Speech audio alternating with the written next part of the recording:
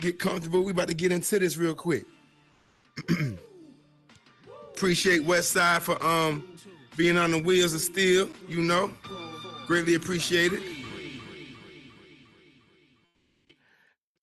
Good evening, everybody. I know it's like 10:30-ish, if you will, out here. I want to say thank you guys for coming. Drew, we good? All right, awesome. So here we are again. We are here. Ask the Q, speak the truth. We have a special show today. We have a phenomenal comedian coming to bless you guys for a little bit. And then she's gonna tell us about herself, how she came into comedy and things of that nature. I don't want to waste too much of your time, so without further ado, we're gonna have Miss T-Barb come on to the stage, ma'am. Hey, what up, though? What up, though? Thank you guys for having me. Am I in the middle here? Okay. Yeah, go on, take the whole stage. Take the whole stage. There you go. All right, all right. Let me see sit you down. with your bougie little chair. Oh, you gonna go sit down? Yeah, you know, I'm gonna be an audience member for a minute. Hold on. You got to do that introduction again, though, Bernie. This supposed to be like a comedy vibe. You seen her on Amazon Prime, all that. That's what you were supposed to do. But I introduce myself real quick for the sake of getting this going. So like you said, I'm T-Barb from Detroit. I got a special on Amazon Prime. I have a new comedy album that is out, including a comedy single called Scoochie on the Coochie. You can check that out on YouTube. Okay, it is a female empowerment anthem. So make sure you go check that out. And I am a comedian. And if you can't tell, I'm from Detroit. I am a mom. And I have me a little chunky baby son who is so handsome and cute. He's 334 months. Don't you hate when people do that? I hate that. Because I be like, how old is she? And they be like, she 37 months.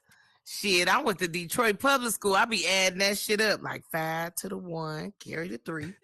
Add the 4. I don't know. How did you say she was 22,000 days old? I mean, like, cut that shit out, okay? Please, you question my intelligence. I'm also single. I'm at an age where, you know, I'm dating older or younger. The only problem is the young guy pants be too damn tight. Anybody else? We got any youngsters here with them tight ass pants on? My man pants was so tight I found out he had bigger ass than mine. I was mad as hell. We was trying to get them pants down, kept getting stuck on his hips. Meanwhile, my shit down around my ankles. I said, God damn. Now, how your ass bigger than mine? Just stick it through the hole. We'll worry about that later. I said, And young guys eat too many nachos and Doritos for me. I'm 40, so I get a lot of heartburn. And you can't do it real good with heartburn. So at this point, I had to go get me somebody more age appropriate. You know, an older man I could meet at a VFW lounge or Elks lounge, or VFW hall or Elks lounge. You know, one of them old motherfuckers with a name like Lester, Leroy, Mr. Charles. Because you know, if you got to call him a Mr. before, his ass is old. So I've been dating Mr. Charles. That's what I call that pension penis. So it's guaranteed. Listen here, ladies. Stop trying to get you one that look good. Get you one of the men with them rough hands. When I was younger, I used to be like, ugh, rough hands? Now I be like, shit, he could scratch and rub my back at the same time. That's a whole new sensation. Okay? Come on, get the scratch and the rub. Give me somebody, an older man too, because young guys can't do shit. They can't change a tire. They don't got no good recipes. They ain't giving that grandma cornbread recipe or shit. I want me an older man that fix shingles. You know what I'm saying? Can you fix a porch, bitch? I'm at that age, okay? You know how you meet a guy when you younger? They say, what you want from the mall? It used to be like shoes and gym shoes and an outfit. Now I be like a washer and a dryer. It's different. I'm at that age. My priorities different. Don't ask me what I need from the mall. A dishwasher. You gonna be pissed.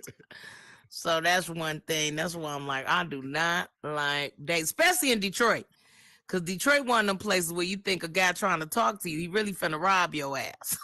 You be like, I thought you liked me. He be like, break yourself, bitch. So, excuse my language. We up in the metaverse, which is still weird to me. Because my lashes is brushing the fuck out this Oculus. So I hope the new $1,600 one come with a lash extension. Because it be fucking me up. I'd be mad as hell. Then it be rubbing my little eyebrows off that I done just put on. Okay, so I ain't got time for that. But just want to give y'all a little comedy break before we get into this interview. Don't forget Scoochie on the Coochie, T-Barb live at the Independent new comedy album, and Burden of Proof. Make sure y'all this. Thank you, man. Everybody, throw some confetti for the young lady for me, if you will. I appreciate you. Yes, ma'am. Miss T-Barb. What up, though? See, you the funny one, man. I don't do the funny joke shit. I get straight to the questions, man. I'm like Arsenio Hall in here. I do the question and answer thing.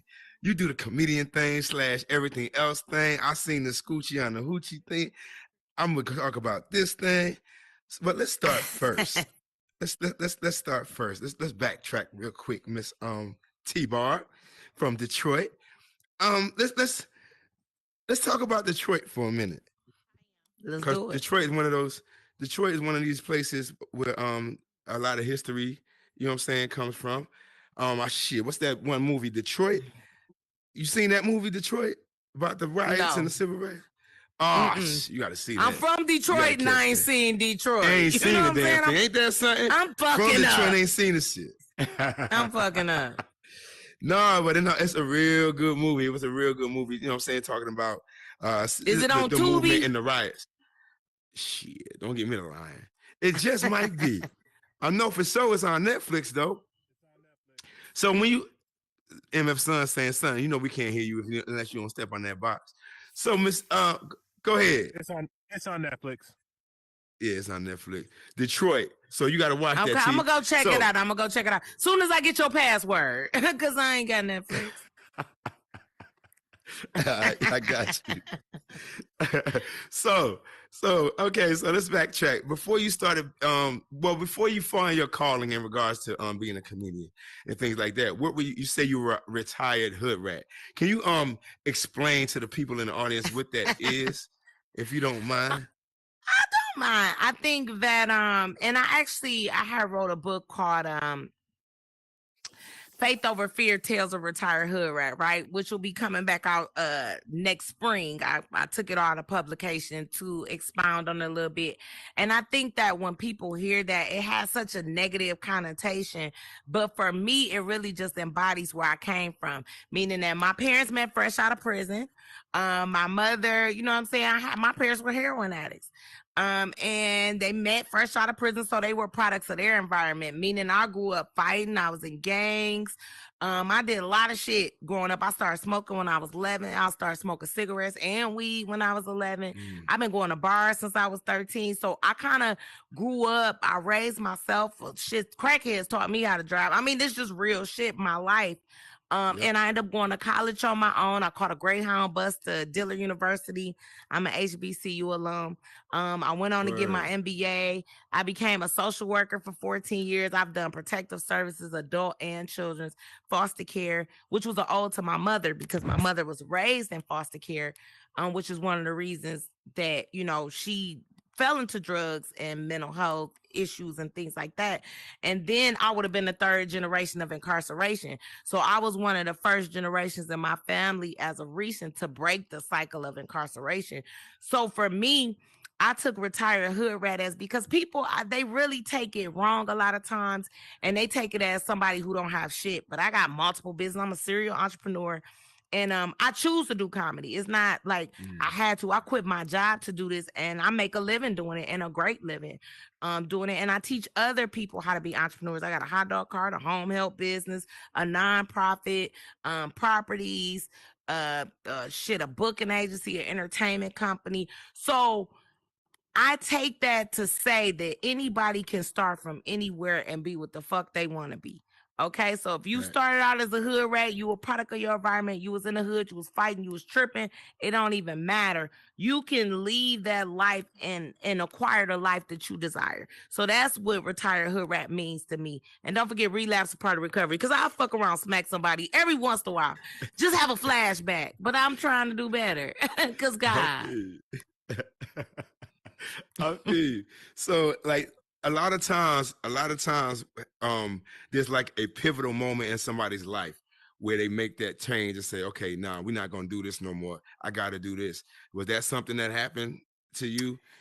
What was that pivotal moment where you say, okay, all right, we gotta cut this out? It's been so many, but I'm gonna say the first one was, and it's a true story.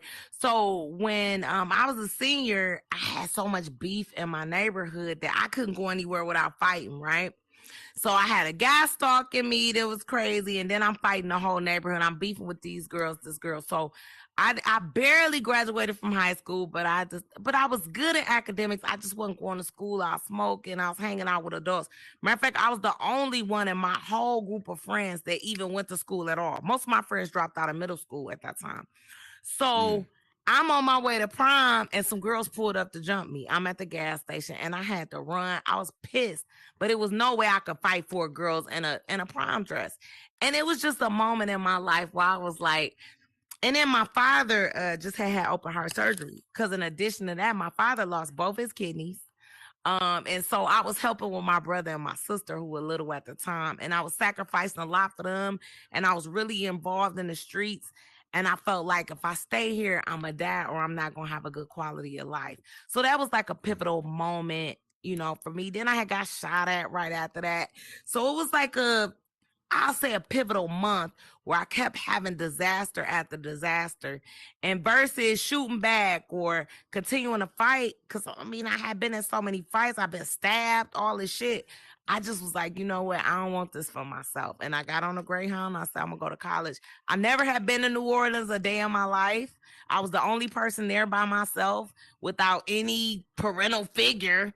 But I was like, I'm gonna make this shit work, because this gotta be better than fighting and struggling every day. So that was kind of like my first pivotal moment. Okay. So before comedy, what were you doing? What type of jobs were you holding on to make ends meet? I was working for the state of Michigan. I was so for 14 years I did foster care. I did children's protective services here in Detroit, and I did adult protective services. Right before I left the state of Michigan, I was doing a independent living services program. But I was a social worker by trade, and I also have an MBA. So I have a hot dog cart that I was operating for 18 years. So I was doing hot dogs and knocking on people's doors. Say, "What the fuck the kids at?" And they was like, "They ain't here." I was like, "Okay." I love it. I love it. So you spoke about parenthood. You are also a parent of a beautiful son. Yes. I love my son. My son is singing for President Obama with the choir this Saturday, so I'm so proud of that. But I have a great little son. He's 16. Oh, okay. And 16 he is years great. old. He played a guitar, he makes beats, he sings in a choir. He is everything. Oh, that's what's up. So I see And he's a big straight part of still. a lot of the skits and stuff that you do as well. So you keep him Yeah. engaged in a lot of the things that you're doing. You don't shy him away from it. I mean, it's easy to say that we want to shelter our kids a lot, but that's something that's different, I think, from the Black culture, from other cultures. Meaning that you can go into, let's say, a store, and you'll see some kids run the register, and we'll be looking like they some kids. No, what they've decided to do is ingrain their kids in their business so they can grow up business minded. So I've had my son, when I shot my Amazon Prime special, my son worked as a production assistant. When I produced another comedy special, my son worked. And I let him work hand in hand with me, because as he becomes an adult, I want him to be able to take on a portion of this business. So yeah, I don't. And he plays his guitar, and it's allowed him to see other things outside of just 9 to 5 life, and kind of decide what he wants to do. Because he's seen me work for years, and now he's seeing me be an entrepreneur. And I've had him involved in both, honestly. So that's my best friend. Right. I love it. I love it. What's the most challenging thing about being a parent? Shit, everything. Shit, every goddamn thing. These days, drug, the internet, the goddamn kids. Shit, these little girls, booties, everything, titties, just everything is hard about being a parent. And in Yeah, 2022, the radio, the TV, shit, they ass, every goddamn thing. I feel you. I feel you 100%. They eat too much, shit, inflation. You remember when you was a kid, you would eat hot dogs and wouldn't say a goddamn thing. You know, your mama be like, eat this shit, this grown people food. Now it's considered child abuse. You know what I'm saying? You got little babies sucking on lamb chop bones and shit. I'm sick of that shit. Go back to when kids ate bullshit and grown-ups ate steak. Facts. I love it. So, moving on to this comedy thing. So, now, what year did you pick up comedy and say, okay, I'm quitting everything else and this is what I'm doing full time? Actually, Monday was my 4-year anniversary of writing my resignation letter, which I wrote on October 24th, 2018. Congratulations. I started comedy about 6.5 years ago. And it's funny because one of my coworkers is how I got started. We was doing adult protective services. One of my coworkers did comedy as a hobby. And she invited me to an open mic. And shit, that was it. I was like, this is what I want to do. This it. I never had tried the shit. I was like, oh, I miss my calling for real. This is what I'm supposed to do. I'm too goofy for a real job. So that's kind of how that went. And then, it went on from there. Yeah. Okay. So another question I have for you is in regards to being a comedian. Like, I don't think a lot of people understand these long hours and things that are put into perfecting your craft and things like that. I mean, can you just elaborate on like what would a day consist of in the life of a comedian? I mean, I can't say what it would consist of in the life of just a general comedian, but for me, shit, it's all day, every day. And I think not just even as a comedian, just as someone working for yourself, you have to realize that it's more work than if you work a job. Meaning that if you work a job, that's 9 to 5. This is 24 hours a day.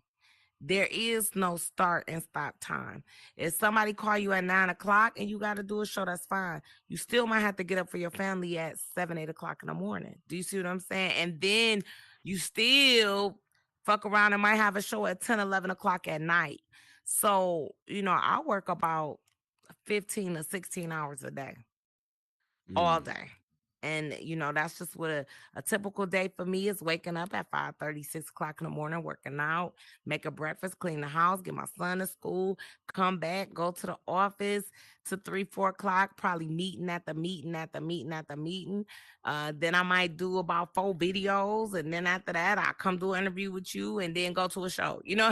That's my day. Yeah. I see you putting the grind and work out there with the flyers and all that other stuff in real life. You know what I'm saying? Car to car. I'm like, okay, she out there grinding. She know what it's about. So I mean, who are your I guess your what's the word I'm looking for? Who do you like? Who do you like? Who do you look up to? Who do you like gain inspiration from in regard to comedians? My influence definitely Redd Foxx. I'm heavily influenced by Redd Foxx. I'm a big Lucille Ball fan. And I like some more. I love Will Ferrell as far as comedic acting. I mean, it's so many dope ass comedians. It's unbelievable. Everybody like Kevin Hart. I know it's a lot of people that say, no, I love him. You know what I'm saying? I love everything he represents. And I think that he's a great inspiration. He should be shit to most people in entertainment. And the fact that he has so much control. You don't really see that often.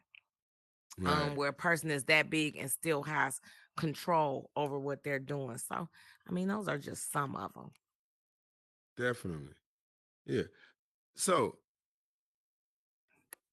what are your aspirations in regards to comedy? How far do you see yourself going? Like, what is the game plan in regards to, I guess, doing bigger venues and things like that? Like, how does that work? I mean, shit, it always goes wherever the cards fall. And I think that as long as you work hard and you're consistent, you'll get it. Like, I'm doing Caroline's on Broadway, which is huge for New York, December 13th. And now I'm just starting to be booked a lot around the country. Like, I'm doing the Long Beach Laugh Factory. We have a reality concept coming out soon. But it's gonna be pretty huge, I think. You know what I'm saying? And I've been pretty good I've been popular on all ends. So I've been popular, of course, with my people, but I've been popular with other people as well, and all over the world. So I see it being more of an international thing.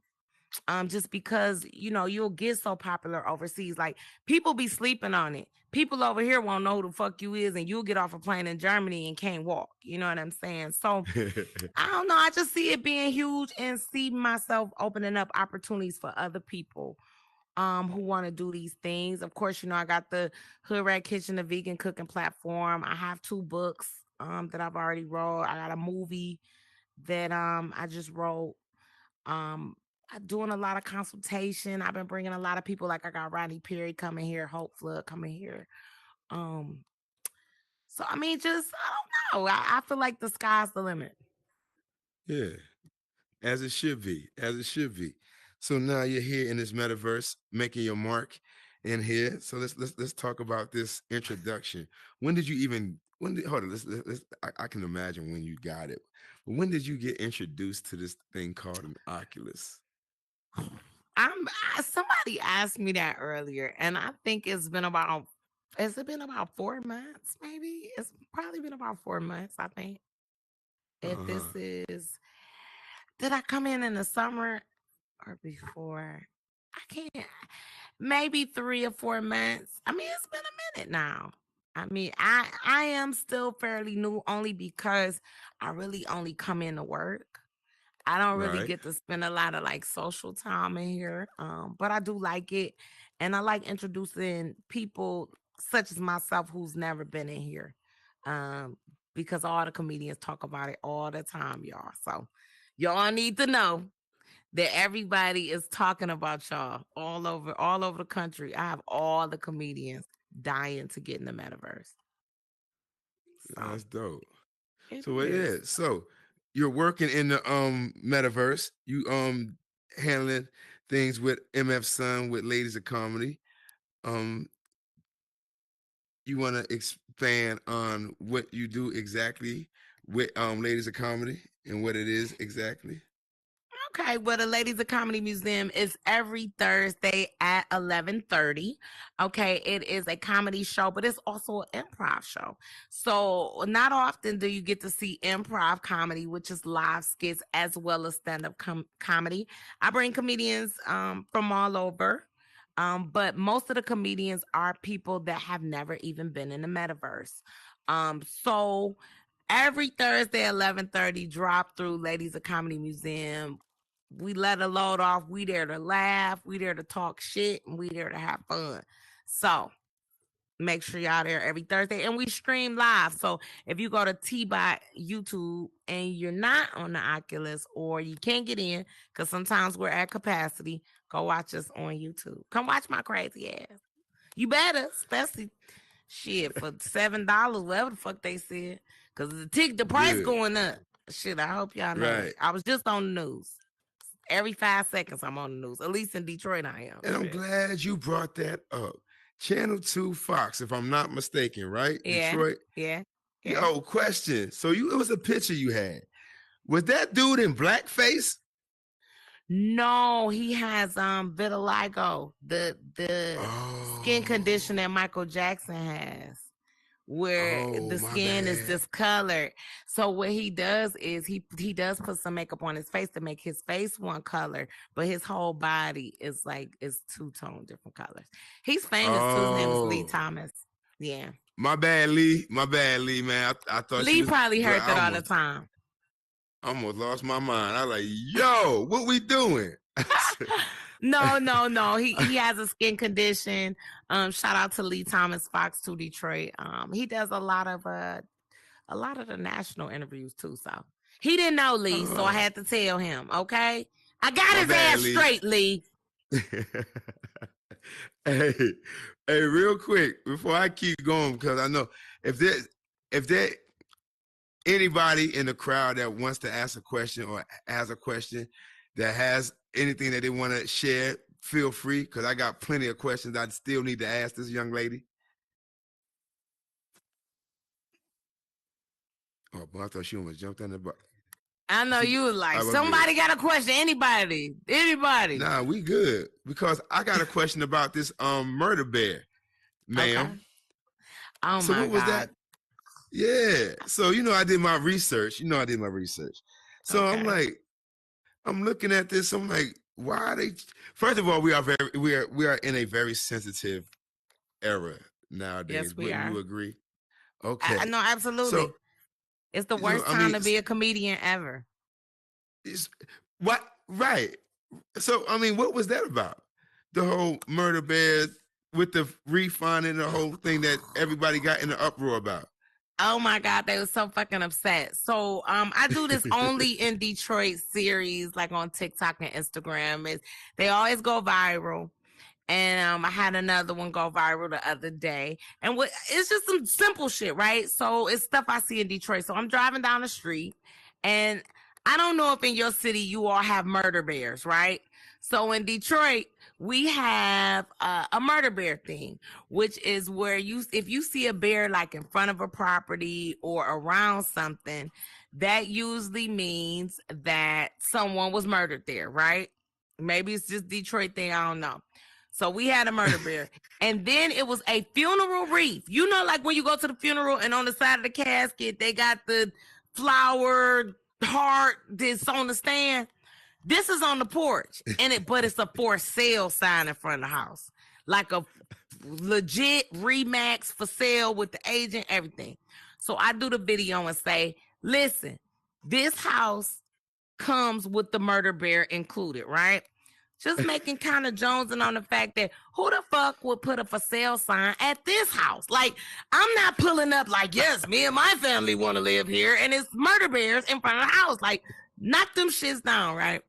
Of course, the family comes and, they're upset, and they felt like it was more disrespect towards their family member. I don't know who your family member is. But if it was my auntie, get the goddamn reef off the porch. Bitch, don't you leave my reef on the porch. I come back and hunt everybody in this bitch.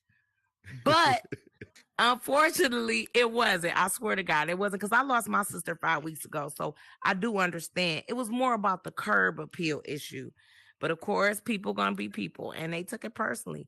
But when I do a joke and it doesn't have a malicious intent, I don't got shit to apologize for. Because I didn't come in with the intent of disrespecting anyone that's passed on or disrespect anybody. It was more about the house, and it's still just about the house. Burden, you a real estate agent, you put murder bears at your crib that you selling? No, ma'am. Okay. Well, case closed. And there it is. That's it about that. No, that was awesome. That was hilarious. But I didn't know. But like you said, we are definitely in a very sensitive era nowadays, and people take things ridiculously literally right now. And it is a crazy time to be a comedian. So how do you cope with that? How do you gauge your jokes, and how do you feel how do you what I'm saying, generate a game plan for how you're going to prepare and things like that, knowing that people are so sensitive nowadays? Shit, I'm probably gonna say what I'm gonna say. That's how messed up. But since I was a social worker, I think it does help me to read the crowd. I do clean comedy, like I'm doing a church Friday. People, when I say that, people really, they crack up. But I really, honestly, I do clean comedy. I do a lot of commercial stuff. As you can tell, I'm a lot of different people in one, just because I'm from the hood. I'm so hood, but I also have so much education, which kind of you know, it blurs the lines. But I'm gonna tell my jokes. And if someone is offended and I feel like it's something I did wrong, I'm apologize. I'm never too big to apologize. But if I didn't do shit wrong, I'm not, because I think that that's how we perpetuate, you know what I'm saying? People being able to say anything. We perpetuate that by acknowledging shit that we didn't even do. Like, I'm not apologizing for something I didn't do wrong. You know what I'm saying? And there's always going to be somebody who offended or somebody who doesn't like the joke. Always. Every time. 100%. Who is this motherfucker right here? Hello? Hey, April. This a whole show. You got to go sit over there, boo. Damn. Yep, on the white one. Go have a seat. Just chill. Don't press the controller no more. Just chill. All right. What you were saying, Burton? Stay chilling. I love how you handled that. That was good. Thank you very much. I appreciate it. No. So now we're going to talk about the Scoochie on the hoochie. Scoochie on the coochie. Yeah. All that. I can't even say it right. So I digested this video about 6 times, right? To get the understanding. 6 views. So I'm like, oh, we talking about penis sizes. Yeah, I call it penal code, but if you want to say penis size, then that's good. Penal code. Okay. Yeah. Where did you get this concept from? The concept came from reality.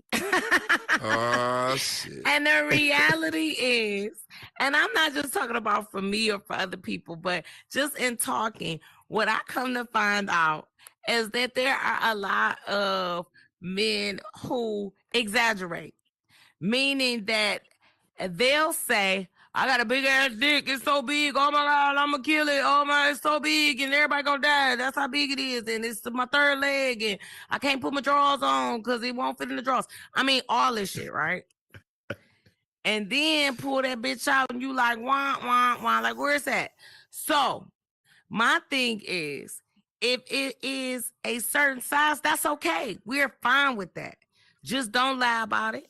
And then when we get in the house, don't get mad because you want me to do positions that's outside of your penal code. Don't ask me to ride it if it's not rideable, sir.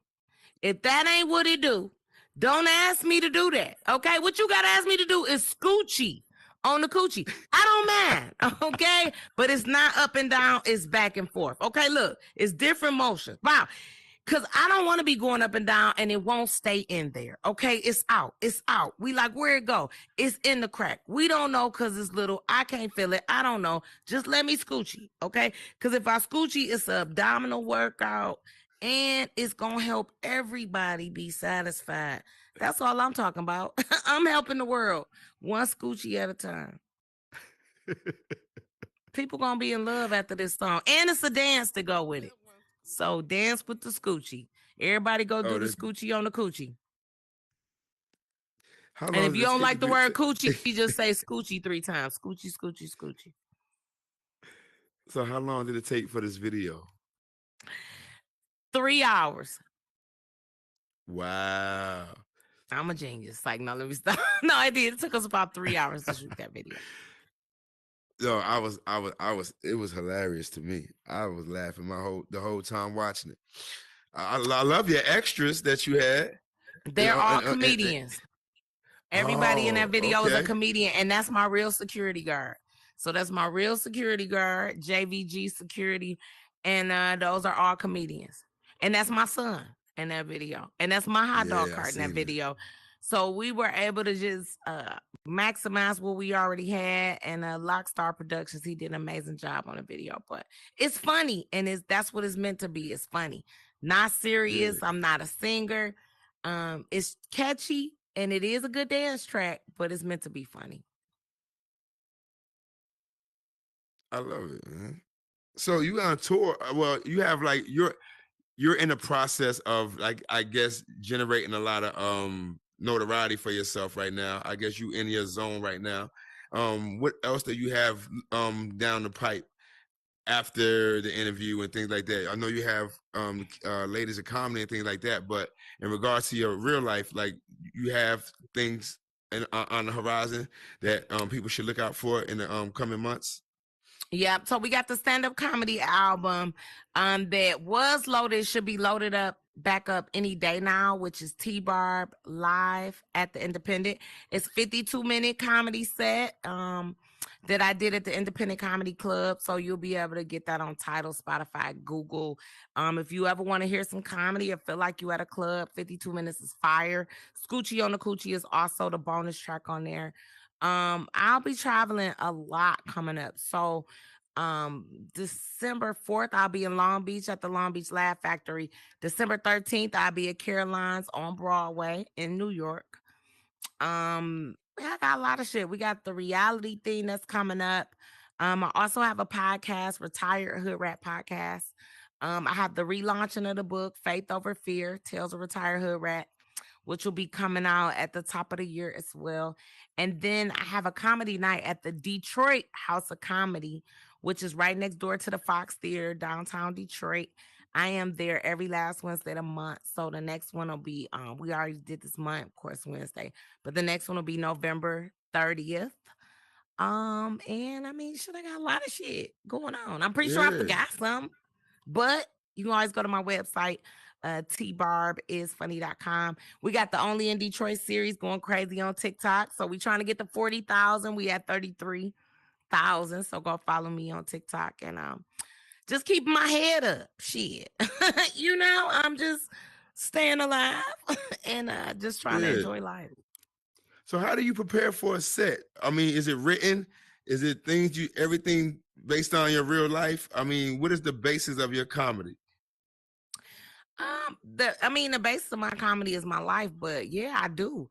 A professional comedian has to write jokes. So it's okay. I'm a great improviser. I mean, I'm really good on the fly. But yeah, you got to go develop the material. You can't call yourself a comedian and you don't have no written material. So yeah, I write my jokes down, and I mean, I have books and books of material because I think of shit all day long. That's why I come out with so many videos. It was a good way to focus my ADHD because you know what I'm saying? I know I'm crazy. So I got the perfect job for somebody who off, So real quick, I know I'm not going to touch on it too long, but I just wanted to highlight it because you did bring it up in regards to losing your sister. My condolences. How close were you and your sister? I actually raised my sister. So it is crazy because I told you my father, I know y'all be like, damn, I could have a Lifetime movie. My father, not only did he lose both his kidneys, he ended up getting steroid-induced diabetes and had to have 2 amputations. When that happened, I stepped in to help because he had custody of my brother and my sister. So my sister was 23. It was natural causes, just not taking care of herself. And if I could say anything, it's that, well, I won't say not taking care of herself. She had an infection and she didn't follow up on it. And it caused sepsis in the blood. So sometimes we always thinking because age, you know what I mean? When we think of death, we make it synonymous with age. Well, it's a blessing to have some age because death don't care about no age, place. And sometimes things that you think aren't a big deal really are. So make sure you take care of yourself. She had 3 kids. They're 1, 2, and 3. So that's been like my thing now, like getting them all the time and just really trying to not just provide for them, but make sure that they can be taken care of, for a lifetime. So, my sister, I love my sister to death. That was my little baby. And life is short. Just make sure you enjoy it. And let me tell you something, make sure you got a big sister like me. Because when I got to the funeral home and saw her mustache was showing, I was like, hell no. Nah. Where is the concealer? Okay? They was like, what the fuck you doing? Fixing my sister mustache? I'm not about to bury her with no goddamn stash out, y'all, man. We hairy around here. So I got my sister together in that casket. I was like, listen here, bitch. Funeral director talking about you can't do that. No, I paid good money for this mustache to be covered up. Quit playing with me. Shit, I paid for that shit. Y'all gonna make sure her lip gloss popping and her mustache is concealed. Shit. I feel you. No, I feel you. I'm glad you're able to utilize your comedy to, you know what I'm saying, to ease the grieving process like you do so well. No, but for real, I can understand that's hard to deal with. And you made me lose track of my next question. My bad. Hold on. You know she would have been haunting me. I probably would have woke up with no edges. Like, all right, so you gonna let me go out like that? I got something for you.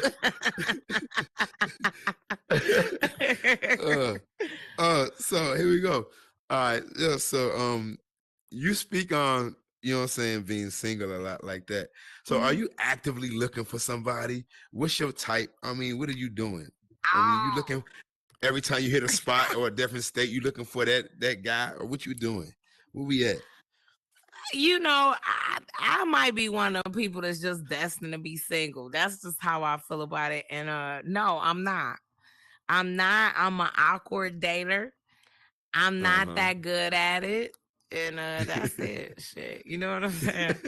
I think the right guy come along for me when it's the time. And to be honest, you know, I can be honest and say that my career is probably the most important thing to me, you know, outside of being a mother to my son right now. So I'm probably not going to be giving my all to those situations. Now, do I want some free food? Hell yeah. I want some free food. Because that is one of the main perks of dating a motherfuckers, to get something to eat and for it to be free. So if anybody want to buy me something to eat, I'm game. But I probably won't be your woman. But hey, I do like to eat food, and I like for it to be free. I love it. Yo, does anybody have a question? Anybody want to ask a question to Miss T-Barb? Feel free. You got the boxes right here. The ask square. If y'all don't see it, it's right here. If y'all got a question, if not, West Side. You want Go on, West Side. West Side, what up, man? Go ahead, Misty. I got you, babe. Oh, go ahead, Misty. Oh, Misty, go ahead. I don't have a question. I just want to tell you something. So I seen you the other day at the Women of Comedy, and you was freaking hilarious. I was laughing so hard. Oh my goodness. And your voice and your personality, it definitely remind me of my girl Tiffany Haddish. And I told you that you was a better Tiffany Haddish, but I think I think I was on like party only, so you probably didn't hear me. But yes, and just now you had me cracking up too. So I love what you do, and I just want to let you know. Oh, thank you, Miss T. I swear to God, thank you. That made my day. And thank you for coming out Thursday and kicking it with us. I really appreciate that. And people need to hear that. So thank you. Yeah. And I just watched your video. It was hella funny too. Just let you know. All right. I'm a fan. That thing you do with your voice. So like, is that you do it purposely? Yes. What thing? What you mean with that? Well, look, it's like a high pitch.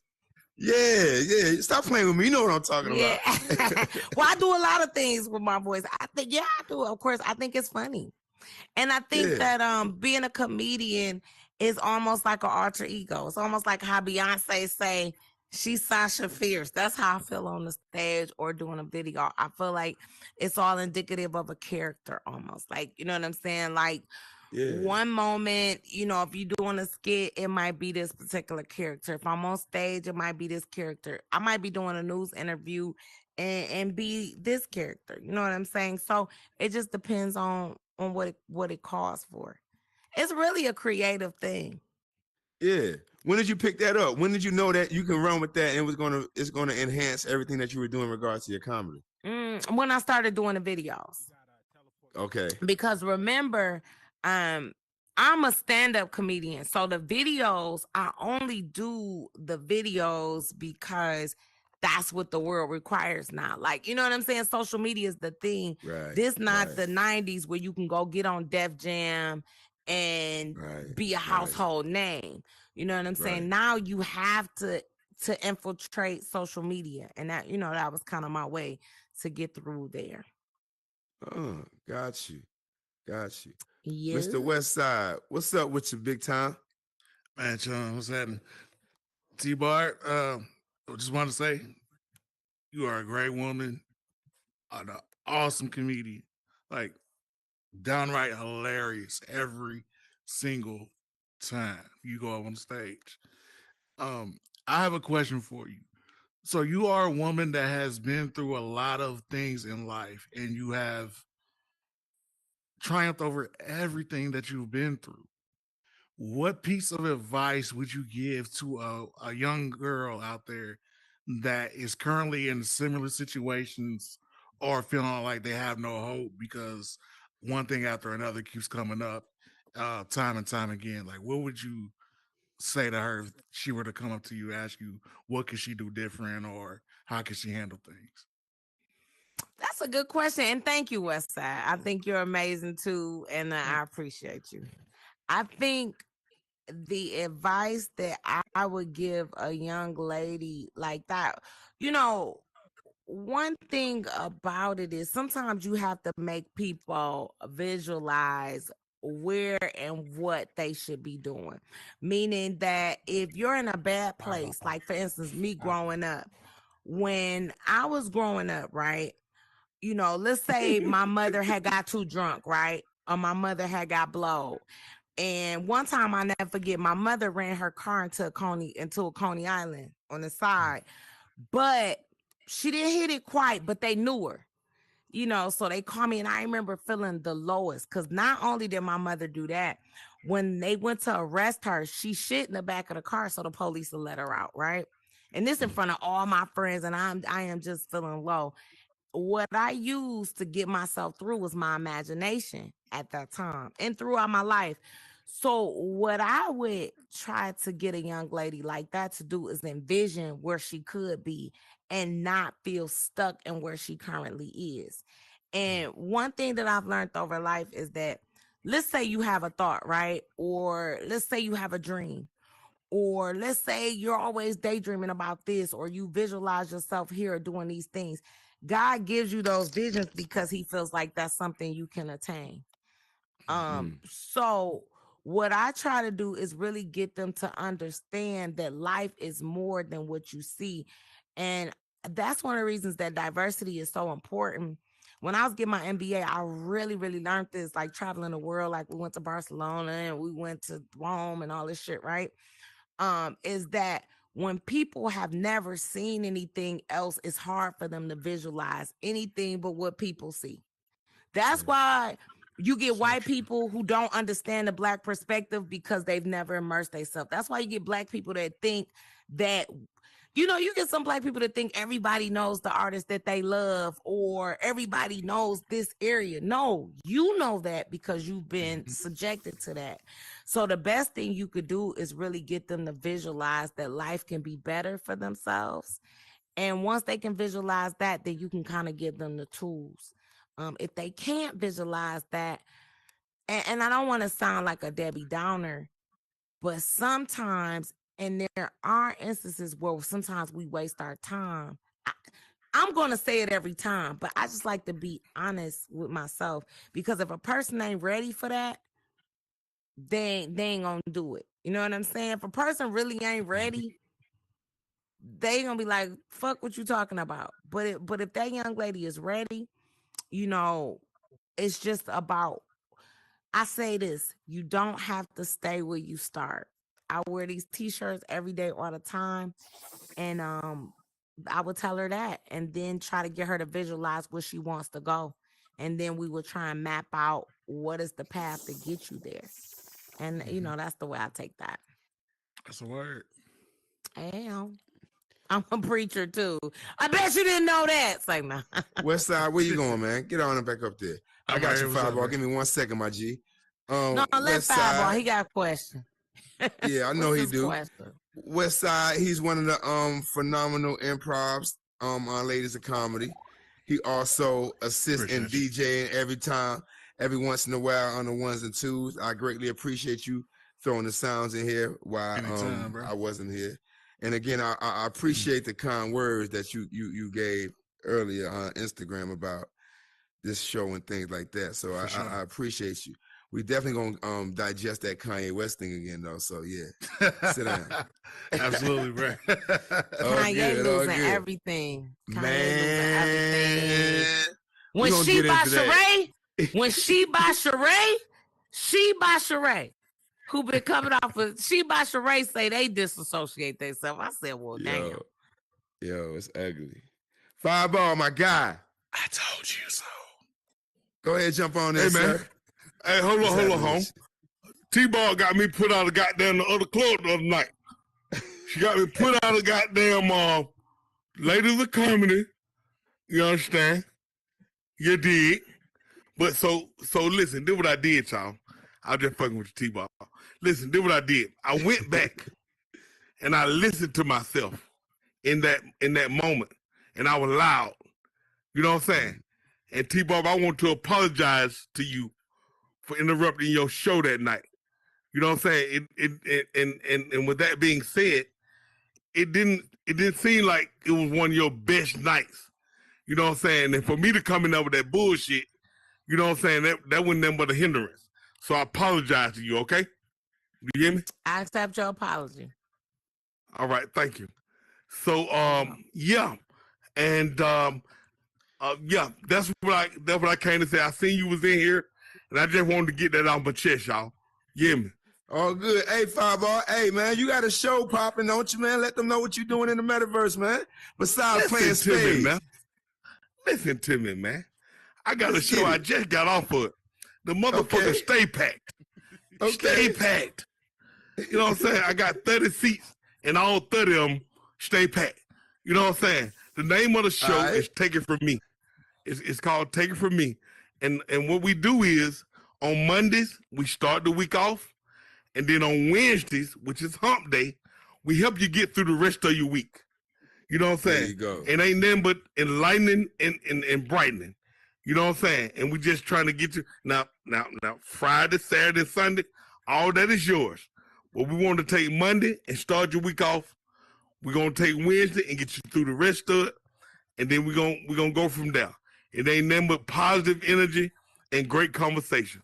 And then I keep a jackpot. I keep a $25 jackpot. And if anybody who want to win $25 right now? Who want to win $25?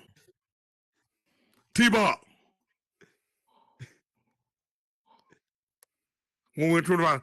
If anybody can go 30 seconds without saying but I swear to God, I give you $25 right now. Oh shit, that's easy. And that's Fireball, everybody, man. Hey, appreciate you, man. Hey, that was big, man. That was dope, man. I appreciate you coming through and apologizing like that. I appreciate that. No, that was big of him, man. Because he's all good, Fireball. Hey, be good, fam. Y'all continue to be great, man, and whatever is on your mind and them ideas, like you were saying earlier. Y'all hear me?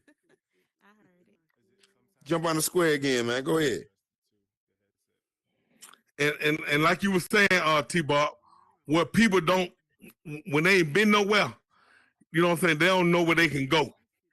You know what I'm saying? If they ain't never seen outside of their hood or out of their city or out of their state or out of their country, then they don't know how big the world is.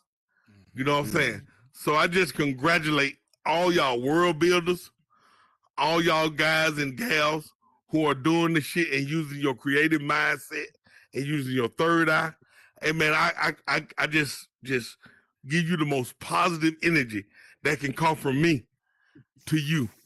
You know what I'm saying? And y'all continue to keep being great, man. And I'm out. Be good, fam. I'll catch you on that spade table somewhere. You already know. All right, yeah. Well, I didn't expect that. Well, there it is. Hey. Expect the unexpected, Burden. There you go. Hey, look, I don't have nothing else to say about that. I appreciate you coming through here and sharing your time with everybody and giving us your phenomenal truth. I In appreciate closing, you for having me. Thank you so much. No doubt. In closing, is there anything else that you care to share with the audience before you get up out of here? No, just make sure that they go over to YouTube, go watch the video for yourself. Scoochie on the Coochie. It's on my YouTube, comedian T Barb. Also, be on the lookout. I'll make sure to let you guys know so they can know exactly when the album is reloaded, which is T Barb live at the Independent. And if you're in Detroit, don't forget November 30th, Detroit House of Comedy, New York. December 13th, Caroline's on Broadway. We definitely trying to sell those things out and just live your dream. Whatever it is that you want to do, don't put any limitations on yourself. You can do it if you really put your mind to it and you put the work into it. Couldn't agree more. Before we close up out of here, just give you guys a heads up. We're definitely gonna come back and rethink that Kanye West episode thing. Everybody seems to be engaged and concerned about what's going on with that situation, to include Miss T Barb. So I hope you come through as well and join in that discussion with us, because it's turning out to be something very interesting. And I'm definitely I would like to, as a collective group, have a meeting of the minds while it's going on and see how this thing is playing out, so we can understand our own power within who we are as people and how we definitely can change this world right here. I see everybody with these little they new Oculus on IG. Anybody have a new Oculus on and care to talk about it real quick before we get up out of here? Or the good and the bad and the ugly of it? Why you here? Oculus.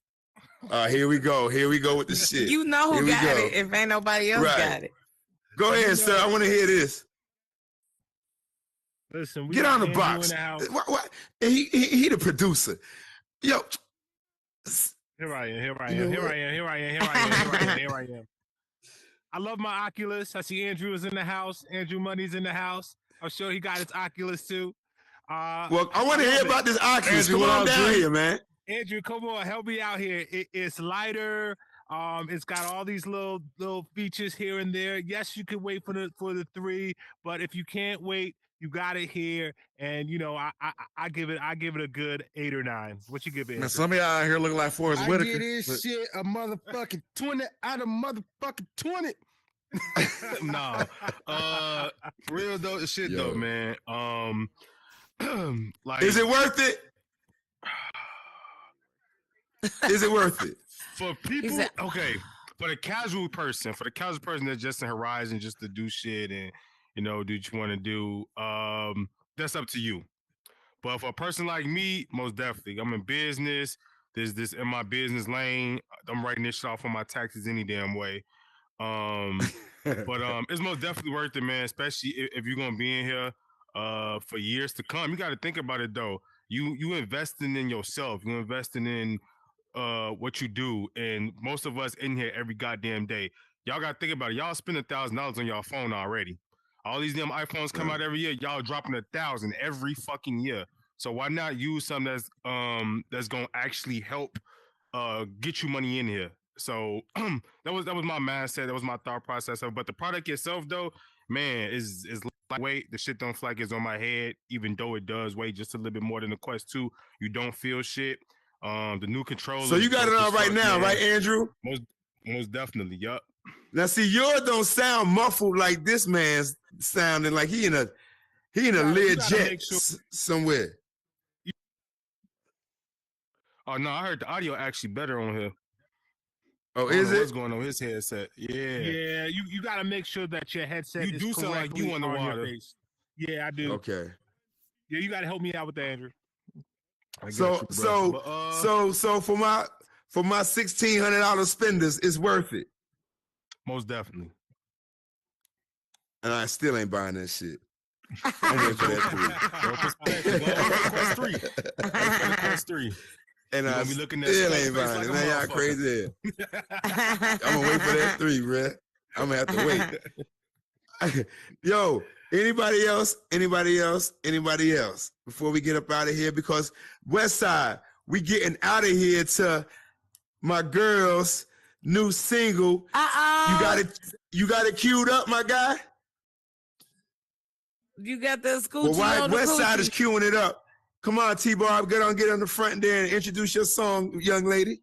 All right. So this is my first comedy single called Scoochie Off the Coochie off my brand new comedy set album, T-Barb Live at the Independent, which is 52 minutes of all new material taped at my weekend at the Independent Comedy Club in Hamtramck, Michigan.